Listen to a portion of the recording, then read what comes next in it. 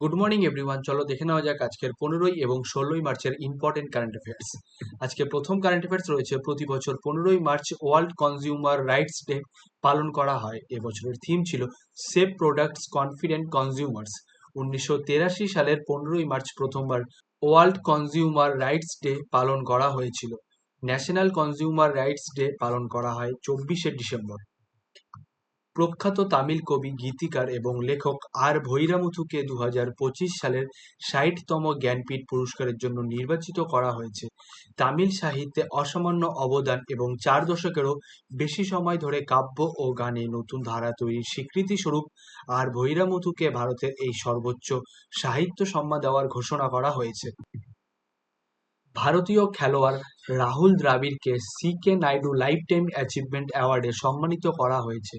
BCCI এর বার্ষিক নামান অ্যাওয়ার্ডসে মর্যাদাপূর্ণ colonel C K. Naidu lifetime achievement award প্রদান করা হয়। একই অনুষ্ঠানে রজার বিনি এবং মিতালি রাজকেও লাইফটাইম অ্যাচিভমেন্ট অ্যাওয়ার্ড দেওয়া হয়েছে।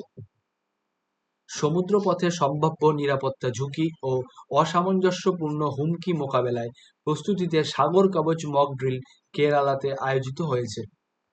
লাদাখের পর চণ্ডীগড় ভারতের দ্বিতীয় কেন্দ্রশাসিত অঞ্চল হিসাবে সম্পূর্ণ ডিজিটাল সাক্ষরতা অর্জন করেছে। চণ্ডীগড়ের বর্তমান সাক্ষরতার হার 99.93%। আহার 2026-এ পার্টনার দেশ হলো ইতালি। আহার the international food and hospitality fair আয়োজিত হলো 10ই মার্চ থেকে 14ই মার্চ পর্যন্ত নিউ দিল্লির Bharat মণ্ডপমে।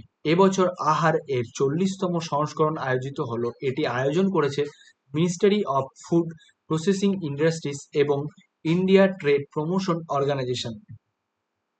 High energy proton accelerator system অন্ধ্রপ্রদেশের বিশাখাপত্তনমে স্থাপন করা হবে। এই সিস্টেম দেশের পারমাণবিক ও কণা পদার্থবিদ্যা গবেষণাকে এক ধাপ এগিয়ে নিয়ে যাবে। এই কেন্দ্রটি ভারতের দীর্ঘমেয়াদী থোরিয়াম ভিত্তিক পারমাণবিক শক্তি কর্মসূচিতে প্রধান ভূমিকা পালন করবে।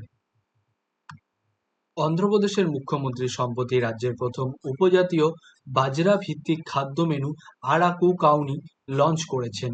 অল্লুরি সীতারামারাজু জেলার আদিবাসী চাষিদের উৎপাদিত জৈব মিলেট দিয়ে তৈরি এই মেনুতে কোড়া পায়সাম, রাগি চাপাতি এবং সামলা পুলিহোরার মতো স্বাস্থ্যকর ঐতিহ্যবাহী খাবার অন্তর্ভুক্ত করা হয়েছে। নেক্সট এবং আজকের লাস্ট কারেন্ট অ্যাফেয়ার্স রয়েছে, ইংল্যান্ডের ফুটবলার কাইল ওয়াকার আন্তর্জাতিক ফুটবল খেলা থেকে অবসর ঘোষণা করলেন।